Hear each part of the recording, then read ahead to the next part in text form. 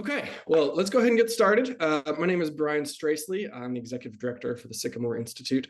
I'm really happy to have everybody here with us this afternoon to learn about the governor's budget proposal. Just a little bit of housekeeping. We are recording this, and so I just want y'all to be aware of that. We also welcome y'all to put questions in the chat at any point throughout.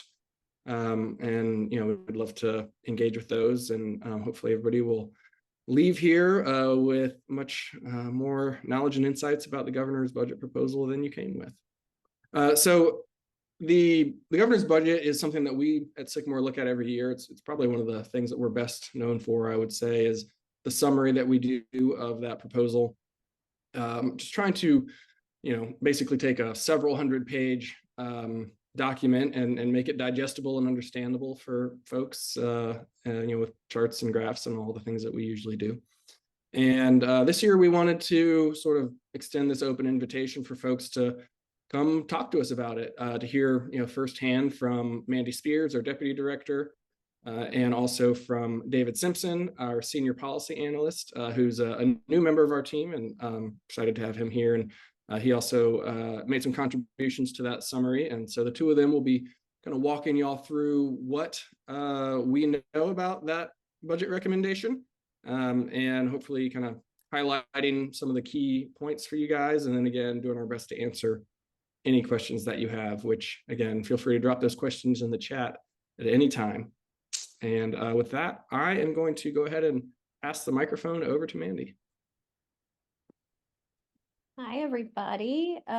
It is great to see the two faces that I see along with your profile photos. So I'm going to share my screen here.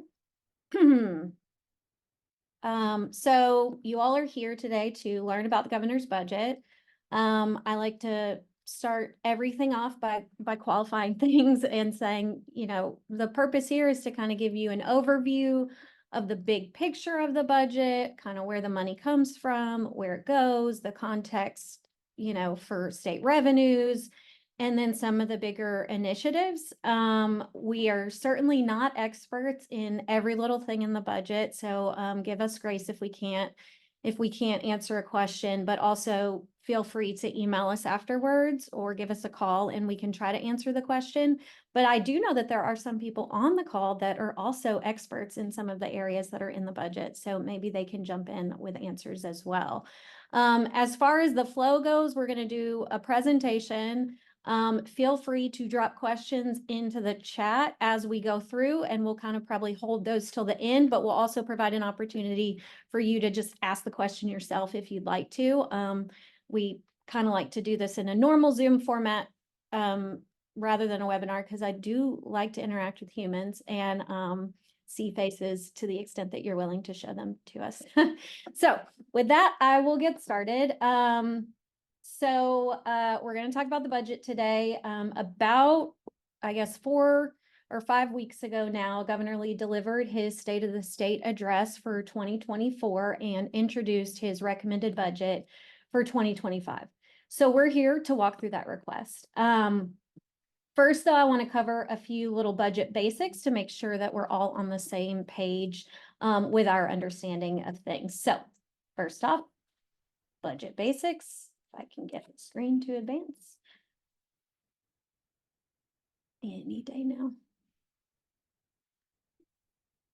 All right. Here we go. There we go. Okay, so first, we have a balanced budget requirement in our state constitution, and it states that any expenditures for a given fiscal year shall not exceed the state's revenues and reserves for that year. In other words, the state can't spend any more in a given year than it brings in or has on hand that year. So this balanced budget requirement obviously creates a lot of trade-offs in the state budget process. It means that revenues have to balance with expenditures, and that every dollar spent on one thing can't be spent somewhere else or given back to the taxpayer. So again, constant trade-offs. Another important concept in the budget process is the difference between recurring and non-recurring. So recurring items are expected to happen again and again, and non-recurring are one time. Both expenditures and revenues receive these categorizations. And distinguishing between these two things help keeps the budget balanced over the longer term. So if you have a new expense that you know you'll fund every year, that's recurring. And to keep the budget balanced over the longer term, it should be paid for with either a new revenue source you know will come in year after year, or by cutting spending on something that was also recurring. Most of the budget is recurring. Non-recurring expenses are often things like road projects, buildings, pilot programs, and non-recurring sources of revenue are usually surpluses, so money that's left over at the end of a fiscal year that we hadn't accounted for.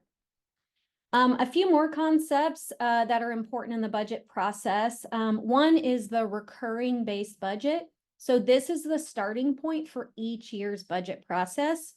So when the executive branch begins planning for the next year's budget, they begin with all those recurring items, and then they add or take away from those things.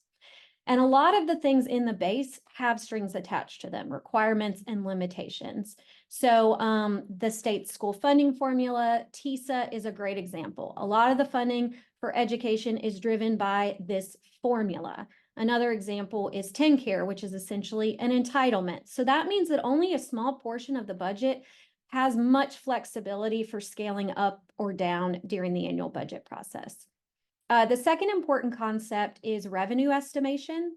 So when you are operating in a balanced budget environment, all the decisions about spending are done within the limits of some estimate of how much revenue there will be. In recent years, the state's revenue estimates have been on the very conservative side, which means there's been a lot of money at the end of the year that wasn't budgeted or a surplus. We'll talk more about that in a second. And then the appropriations bill is just sort of the final concept, which is when the governor presents his budget, that kicks off the legislative approval process, and the General Assembly's starting point is the appropriations bill, which reflects the governor's recommendation. And so everything in the process is taking or adding away from that. Last basic thing to know is, along with the recommendation for fiscal year 2025, which is next fiscal year, the budget also includes changes to fiscal year 2024, which is this fiscal year. And the changes to this fiscal year include things like a mid-year re-estimate of the revenues. So how much money do we think we're going to get this year compared to what we thought we were going to get now that we're about halfway into the fiscal year. Also, the mid-year changes usually include some sort of supplemental spending, so additional spending that hadn't been budgeted when the budget got passed last year. Okay, so now jumping into the 2025 recommendation, I don't want to lose you too much with numbers, so I'm going to try to give you some key takeaways and then show you the numbers that sort of back it up. Again, everything in this presentation is in our budget summary. That's on our website, and we're happy to share the slides afterwards, and we'll be recording the presentation as well. First, let's just start with a few basics. So the 2025 budget from all revenue sources is totals about $52.6 billion. About 48% of that comes from the state's own dollars. About 38% comes from federal funds, and then the other 14% is other, which includes things like tuition at state schools, fees, stuff like that. To put that federal funding number in context, about 38%, this is what the percentage of federal funds in the state budget has looked like over the last 20-something years. And this represents the percentage, and the blue line on top is sort of that average over that whole period. And then the green dotted line on the bottom is that fiscal year 2025 level. So it's below average. We have just come out of a period where it was well above average because of COVID relief dollars. And you see that that's pretty typical during a recession or a big emergency. Coming out of the previous recession, we also were more reliant on federal funds. But that just gives you a little bit of a historical context for that 38%. This is how those dollars are distributed across different program areas. So health and social services has and will probably always continue to be the largest expenditure category in the state budget when you're considering all the dollars that we get, including those from the federal government. Education is next, and so on down the line, transportation, law, safety, corrections, resources and regulations, and so on.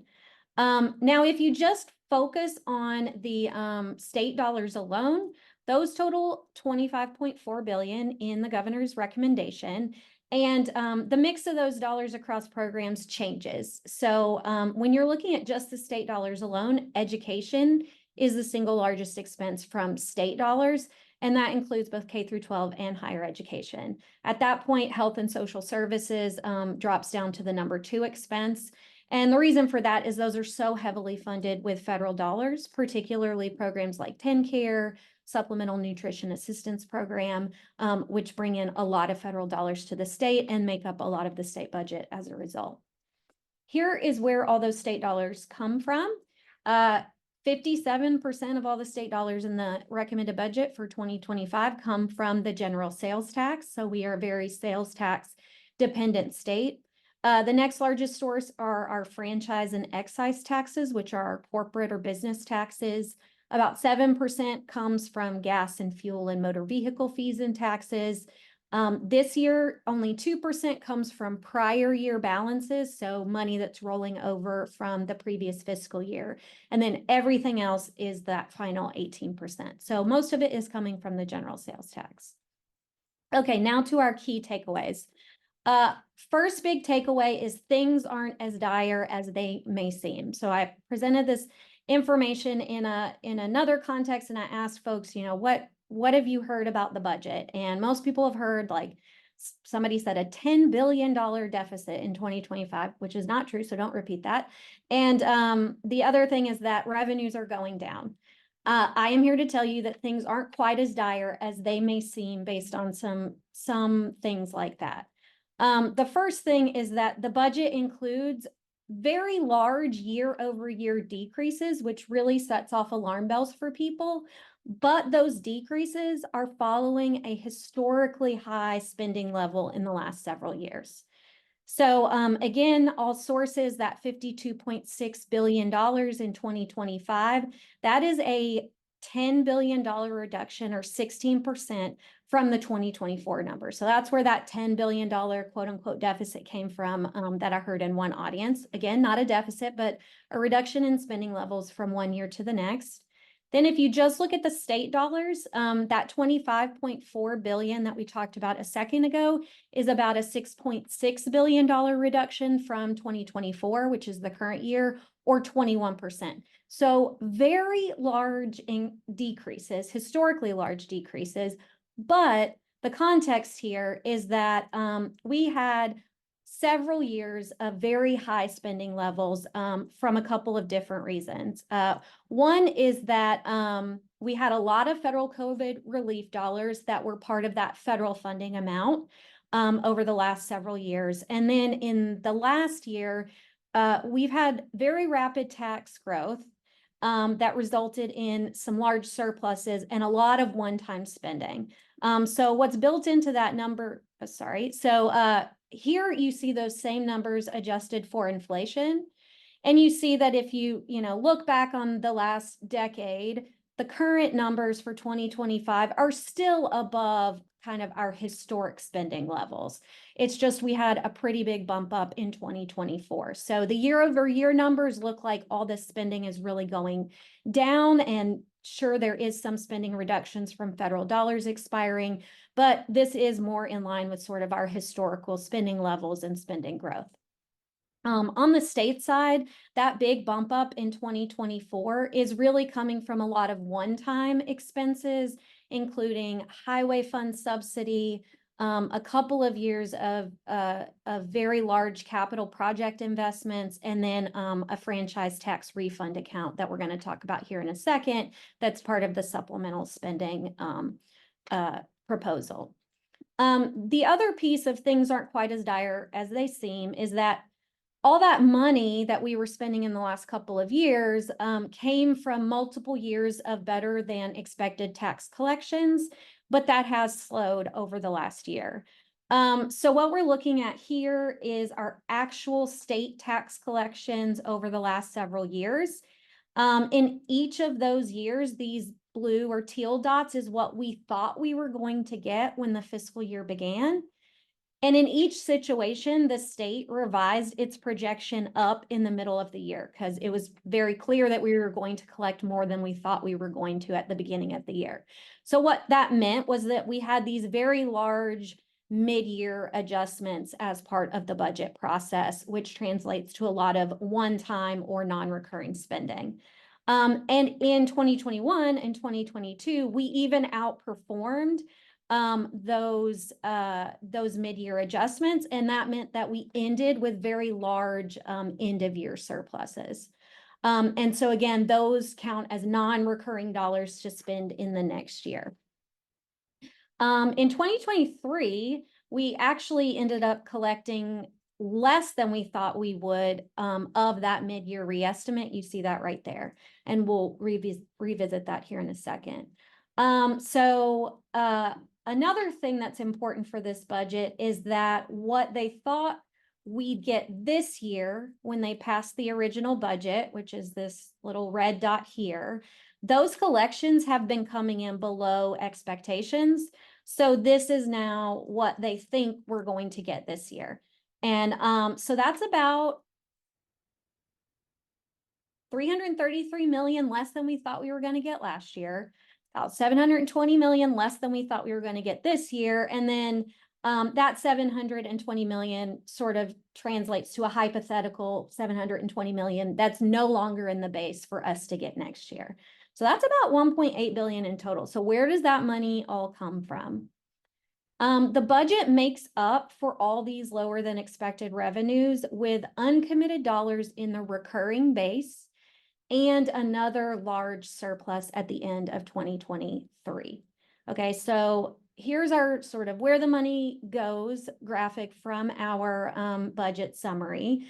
And the arrows there are showing you that's where those lower than expected revenues are. So the money is having to cover these hypothetical $720 million that we're not going to get anymore. In addition to that, the budget also has new spending in this fiscal year.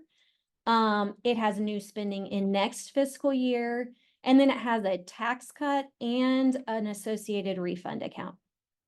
So where's all this money coming from? The biggest chunk comes from this box right here. So these are dollars that are recurring dollars that are in the base, but they were allocated for one-time purposes in prior budgets. So that means they weren't tied up in long-term commitments, so they're still available. Another big chunk of money is coming from another surplus. So even though we didn't collect as much as we thought we were going to in 2023, that $333 million on the last graph, we still ended the year with a really big surplus. So this shows our year-end surpluses going all the way back to 2000, and they have been adjusted for inflation. And you see we had just historically large ones in 2021 and 2022. And if it weren't for those 2 years, the one that we ended 2023 with would have also been historically large, $1.5 billion. So where is this money coming from? A lot of it is coming from what are known as agency reversion. So a reversion happens when an agency sends unspent dollars back to the general fund at the end of the fiscal year. So it's reverting to the general fund.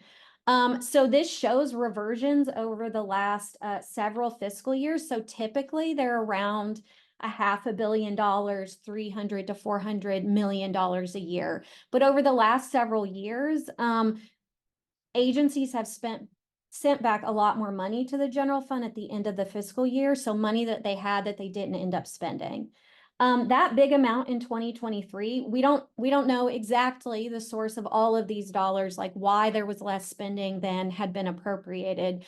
But we do know that in fiscal year 2023, about half of that big block there came from TennCare. So under the COVID-19 relief packages and the public health emergency, the state got a higher than usual federal match rate. That federal match rate was never really accounted for in the budget process. So because we had those extra dollars, TennCare was able to send back quite a few dollars to the general fund when the when the fiscal year was over. So that's very conservative budgeting to not account for those federal dollars. That way, you know, if those state dollars were needed for something else, they were already in the budget. So that's where these very large surpluses were coming from in 2023 and contributing to the surpluses in the years before. The budget includes almost $1 billion in recurring increases and 800 million in non-recurring allocations from the general fund. So first, on the recurring side, this is how the recurring increases are distributed across those program areas. Almost half of the 958 million is going towards education, and then about 31% is going to health and social services. That 16% for general government is really just state employee benefits for the most part and pay. And we'll talk a little bit more about that in a second. On the non-recurring side of the $796 million in non-recurring allocations in the 2025 proposal, about 45% goes towards capital and facilities. So these are one-time expenses. You see about 3% going to the rainy day fund, a deposit there, which we'll talk more about 20% going towards resources and regulations. So these are things like land conservation efforts or state parks, but again, all sort of one-time expenses. So to dig a little bit deeper here, the big recurring money is really going to TISA, which is the state's K through 12 school funding formula. It stands for Tennessee Investment in Student Achievement. Going to the governor's proposal for education freedom scholarships, going to routine TennCare cost increases, state employee pay, and then a business tax cut that David will talk more about.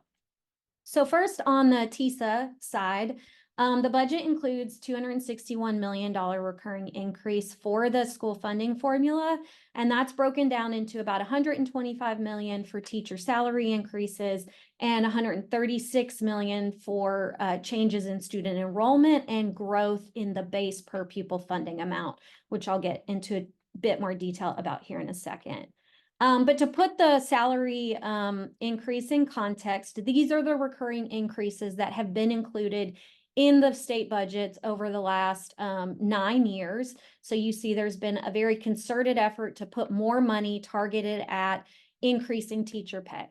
One thing I'll note is that prior to 2024, there was a little bit less ability for the state to actually tell school districts to use this money to increase teacher pay.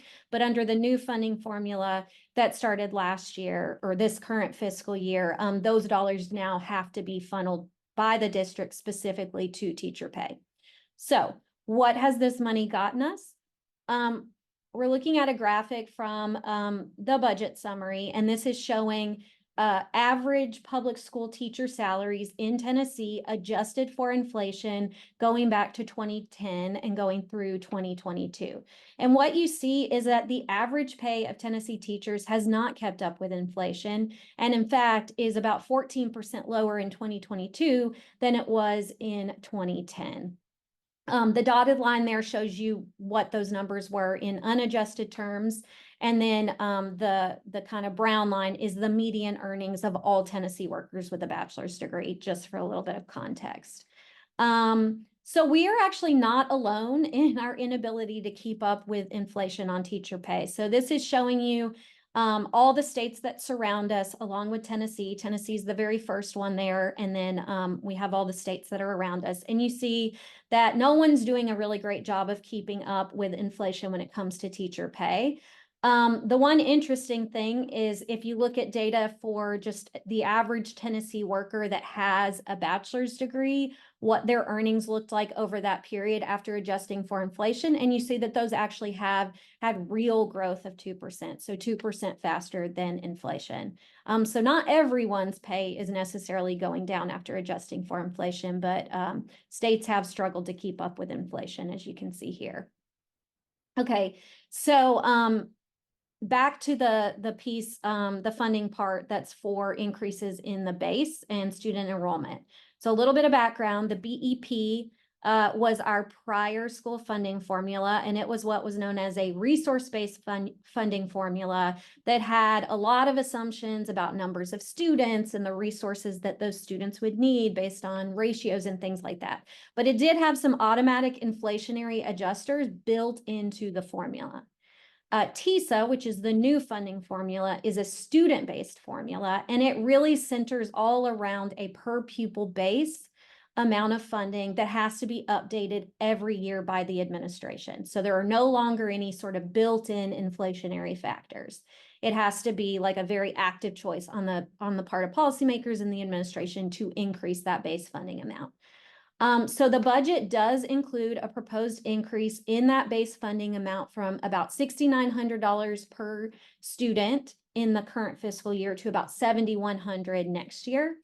So we asked, how does this increase for TISA compare to the increase for the BEP now that we no longer have these automatic increases built into the formula? So we looked back several years, and what we found is that the proposed increase for the school funding formula in 2025 is pretty in line with recent historical norms. There was a very large funding increase that was made to implement TISA in the current fiscal year. But if you sort of take that out of the picture, that 1.1 billion in 2024, you see that it's around a 4% increase, which is in line with sort of what the increases in the past had been. The formula no longer breaks down sort of the salaries and the health insurance increases for teachers, but even without those sort of more defined breakdowns, the total increase here is in line with previous increases. Also in the education space is about 144 million in the budget recurring for the Governor's Education Freedom Scholarships Program, which is legislation that proposes to subsidize the education of children in private settings and homeschool settings. The governor's proposal includes about $142 million for up to 20,000 scholarships in 2025, and then $3 million for administrative costs. I will note that there are two different proposals from the House, one from the House and one from the Senate, that are different than the governor's proposal. And I'm not going to be getting into all the differences there. The fiscal impact is relatively the same, regardless of which proposal that you're looking at. And I will say that in all the bills, the number of scholarships that are available are subject to appropriations. So the number of scholarships would not necessarily automatically increase each year based on some formula or some amount of demand. That would be a decision that would have to be made in every budget process. So the amount of money that lawmakers wanted to put towards this program each year would define how many scholarships would be available, regardless of how many people are actually eligible. So it's not what you would call necessarily an entitlement or a mandatory program. We did look at the state funding amount that is being proposed for these scholarships, which is in the middle there, $7,075 for the Education Freedom Scholarships, which is equal to that base that I was talking about a minute ago in the TISA formula. So that is fully state funded, that's $7,075 per student. You compare that to an existing program that is similar called the Education Savings Account Program, which is only available in 3 school districts right now. That is funded at about $9,300 per student, and it's fully funded by the state government. And then you compare it to the state funding for TISA alone, which is on the right-hand side of your screen. And you see that that's about $6,700 per pupil on average across the state. But that ranges by district based on, how much each district is required to put towards the TISA funding amount. And it ranges from about $7,800 to about $6,000 per pupil in each district. So just to give you a little bit of context for that proposed per pupil state funding amount, it is more than the per pupil state funding amount under TISA, but it's less than what is available under the current Education Savings Account Program. I also use this opportunity to plug Another paper that we have on private schools in Tennessee. So all of these bills and proposals, they are built on a current system that we already use of categorizing private schools. Some of these categories have certain requirements associated with them.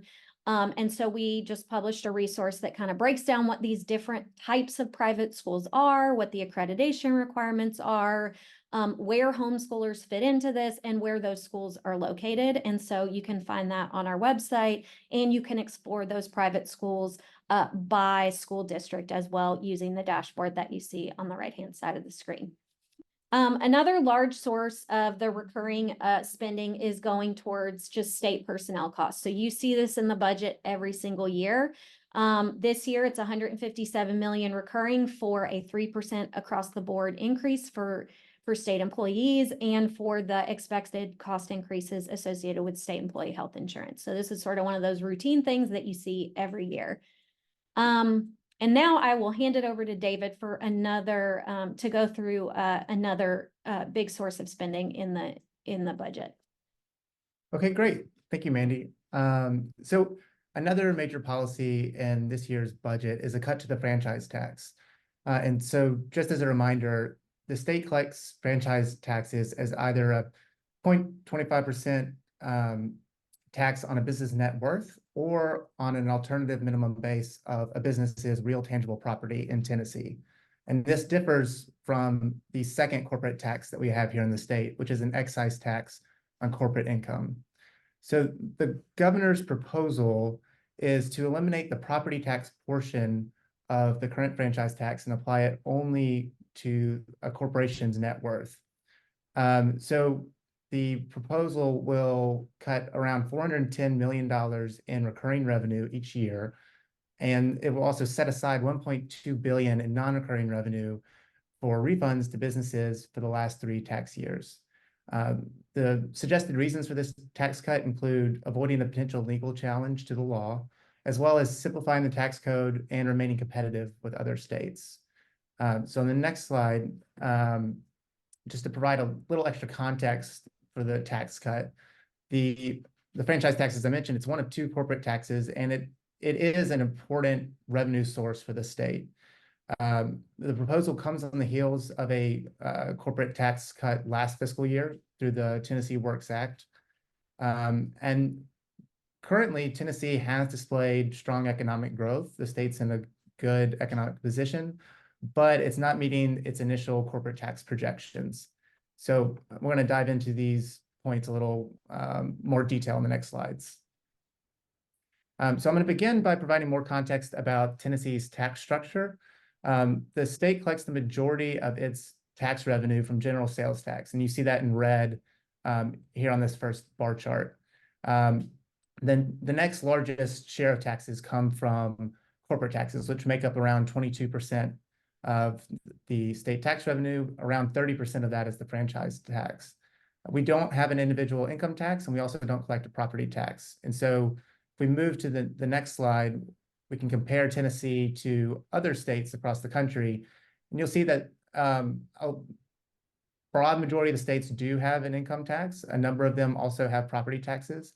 And so if we're considering competitiveness for the state of Tennessee, just relative to other tax structures across the country, the state does have a system that relies more heavily on corporate taxes. It relies more heavily on sales taxes. That's a trade-off from not having other forms of taxation. So touching more on the next slide, we'll touch more on the collections for this point in the fiscal year. So 6 months into the fiscal year, the corporate tax collections are about 11% below what was expected or what was budgeted. And sales taxes are about 1% below expectations. So what you can see in this chart, we've depicted the difference between actual tax collections in the first 6 months of the fiscal year and the budgeted or expected tax collections each month. So the biggest difference in tax collections are happening on the franchise and excise tax side, the 2 corporate taxes. And you can see in the monthly collections amounts that the amount represents a large percent difference from what was expected, because the overall base of collections for franchise and excise taxes are smaller than the overall base for general sales taxes.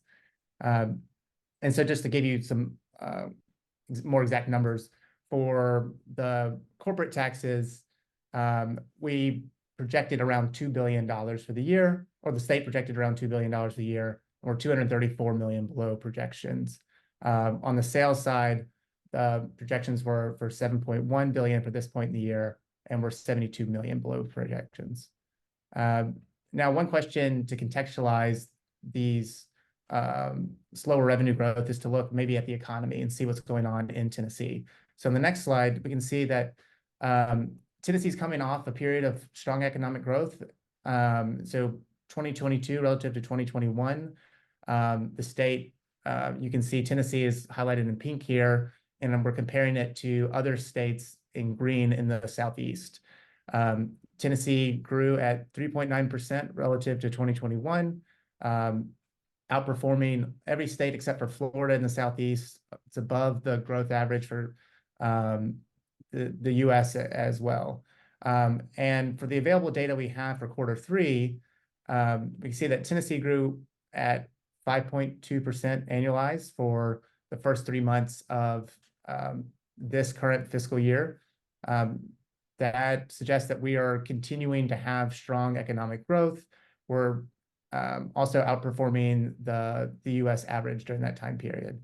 So another potential way to look at our revenue collections at this point is to think about how the taxes fluctuate over time. And so even when the economy is performing well, it's possible that our taxes fluctuate in a way that may not be expected. So on the next slide, you can see that over time, the corporate taxes are notoriously difficult to project. So they have a much higher volatility than sales taxes, even when periods of good economic growth or poor economic growth. So in this chart, what we see is that the excise tax or the corporate income tax is depicted in blue.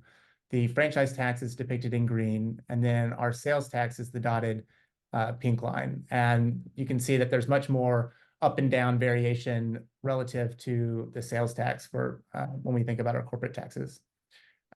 So on the next slide, just to kind of tie it all together, it's possible that we don't fully understand the impacts of the Tennessee Works Act, because that's one reason we might be seeing collections below what we were expecting. It's also possible that estimating the impact of the tax cut is just difficult because of volatility around corporate taxes. But either way, the state has revised the revenue projections for corporate taxes down. We're expected for the full year to come in around $470 million below the initial budget estimates. That represents about a 10% decline. And just to put that in context, to our other major revenue source, sales taxes, there has been a down estimate for sales taxes as well. That's around 312 million, and that only represents a 2% change in the overall sales tax expectations. And that concludes my overview of the franchise tax portion. So now we'll switch back to just a few other notable initiatives that are included in the budget, including some that focus on both rural health and behavioral health. These are actually funded with some special funding sources that are showing up for the first time, well, maybe second time in the budget. The first is what's known as TennCare shared savings. There's a greater explanation of this in the budget summary, but it is essentially dollars that we are getting access to as a state because TennCare spent less than a federally defined target for the program. And so these dollars are essentially federal dollars. They are treated as non-recurring dollars because it's based on how TennCare spending stacks up against these caps from one year to the next. So we don't always know that it's going to happen in the next year. But in total, the budget includes $163 million in non-recurring uses of these shared savings dollars in 2025. And it does spread them out over several years, going all the way through 2029. There's also money in the budget from the K through 12 Mental Health Trust Fund, which was something that was set up a couple of years ago. $250 million was put in a trust fund, and all the interest earnings off of that are dedicated to K through 12 mental health efforts. So you see that showing up in the budget as a funding source. And then the final thing is the opioid abatement fund. Opioid abatement funds are available to states from all the lawsuits against opioid manufacturers, kind of akin to the master settlement related to tobacco. So this is a way to sort of pay the states back for the damage that was done through some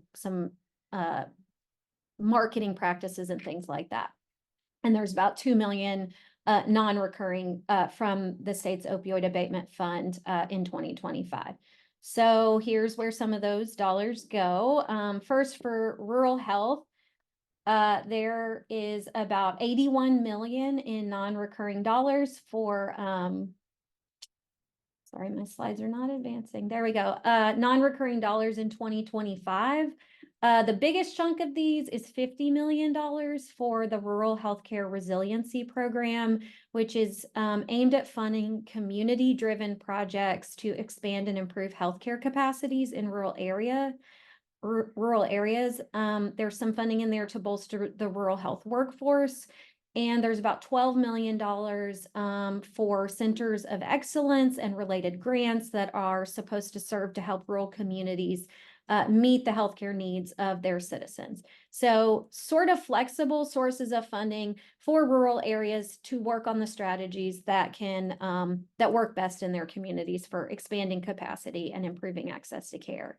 The other big bucket is about 64 million in a mix of non-recurring and recurring for some behavioral health initiatives, including increasing reimbursement rates for mental health and substance abuse service providers that work with the Department of Mental Health and Substance Abuse Services.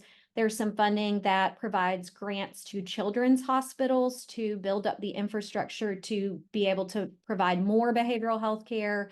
There's an expansion of the school-based behavioral health liaisons program, which connects schools and community-based behavioral health services, and then several other things related to behavioral health. Actually, at this point, I will also plug that we're putting out a paper next week that reviews sort of all of the services and programs in Tennessee that are aimed at child and youth mental health. And so we'll highlight some of these things in there because a lot of these investments in behavioral health are kind of follow on to several years of investments, including things like this school-based behavioral health liaisons. Finally, I'll just end with a little bit about the rainy day fund. So the budget continues to stock money away for a rainy day with a $20 million deposit in fiscal year 2025.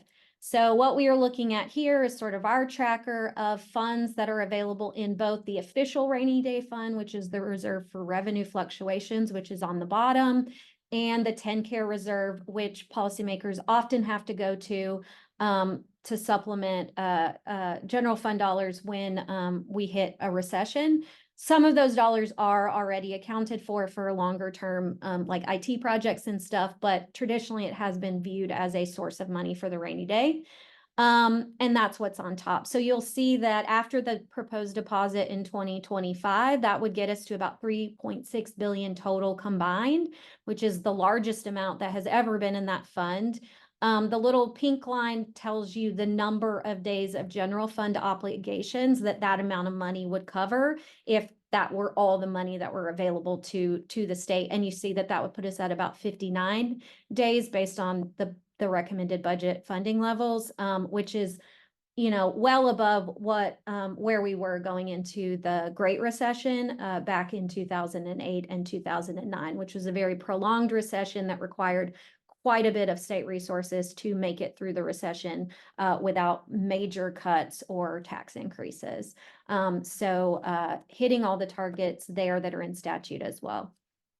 So what is next in the process? So generally one of the last steps of the process is the administration amendment. So that is the governor's amendment to the budget. It just basically tweaks the budget at the end of the year. Sometimes it's It's representing compromises that were made with the legislature on some of the big ticket items. So in this situation, it might reflect agreements on things like the education scholarships or the franchise tax proposal. It might reflect some new information that just simply wasn't known in December when the budget got put together. So you'll see a few puts and takes that happen as part of the administration amendment. And then you'll also see a legislative amendment, which is includes the legislature. Usually the House and the Senate agree on something on what they're going to change to the governor's budget, and it will include changes to the budget based on what the legislature wants, which sometimes includes like legislation that they passed. Sometimes it includes reallocating money that maybe the governor wanted to put towards something and decided, you know, they didn't want to fund the same thing. And so those are usually the very last steps of the legislative process. But you really need agreement on some of these bigger ticket items before those things can happen. And then the final thing I will plug, because I'm plugging all kinds of things, is our state budget primer, which is sort of our textbook on the state budget, explains all the process and all the terms I used in here, does some deeper dives in historical context and things like that. I think we have been charging for the physical copy since it came out about a year and a couple months ago, but I think soon it will be available on the website to access for the low price of your email address. So at this point, I'm going to stop sharing my screen and we'll go through some questions. Okay. So Tony has asked a couple different questions. Hi, Tony, how are you? He has asked if the extra funds going to rural health and behavioral health draw down any federal funds. So for the most part, some of those are basically from federal funds, so they don't necessarily draw down additional federal funds. And I'm pretty sure that they're all just state funded. Although I don't know, I might have to get back to you on every single piece that's in those, because some might draw down a little bit extra if they're in the TennCare program.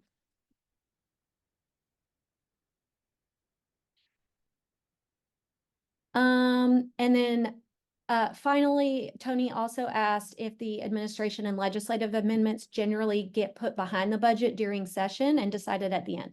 So they're not behind the budget because they are the budget. So basically, any bill that has a fiscal impact, when it goes to the Finance Committee, you will hear them say this goes behind the budget.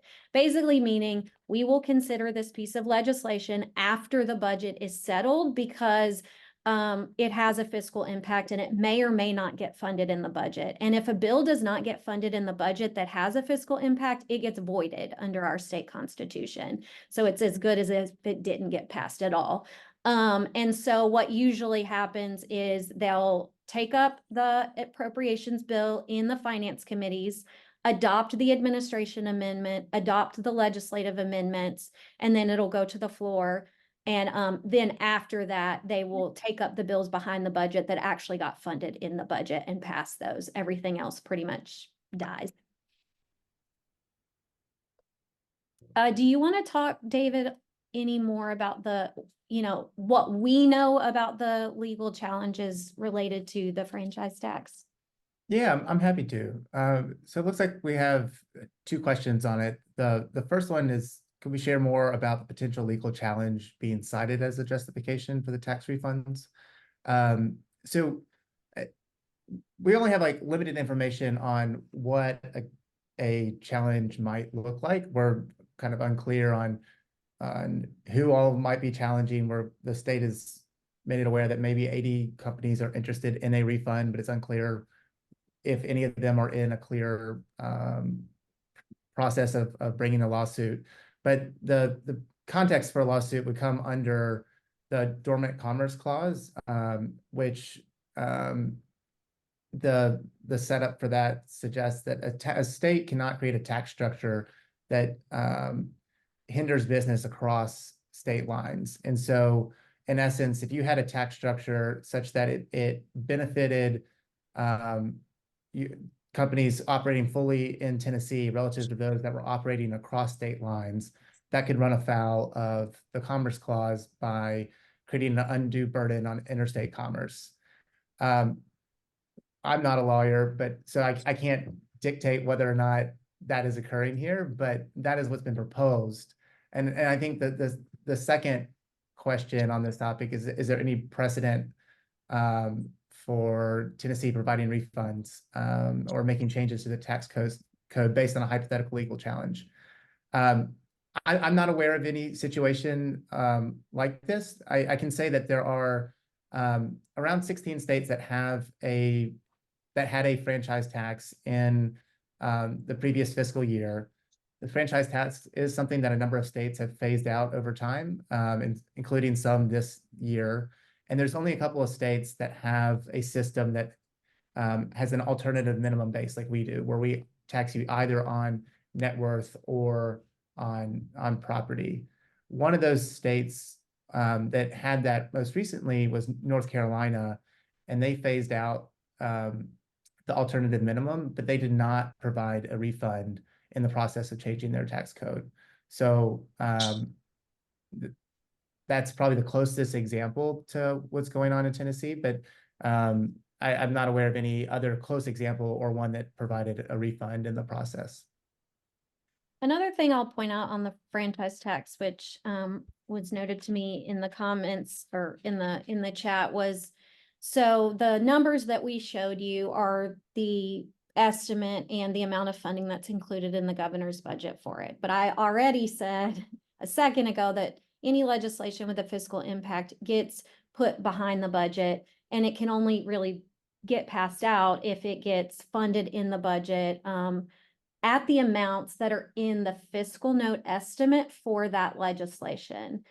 So fiscal review has done its own fiscal estimate of this proposal, and it has come in at a price tag that is quite a bit higher than what is included in the governor's budget. So that might create some hurdles for this legislation moving forward, even with the amount of money that's already in the budget for it. So that will be something to pay attention to as it goes through the Finance Committee. We only have about 5 minutes left, so I wanted to provide an opportunity for people to talk and ask questions, but we took up too much time, and I am sorry for that. But please feel free to reach out to us. My email address is mandy@sycamoretn.org.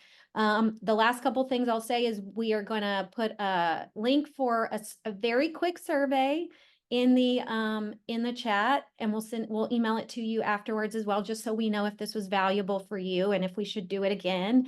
The other thing I'll plug is that we recently announced our very first annual forum, which is more of a heady conversation about politics and things like that in Tennessee, that will be held in April.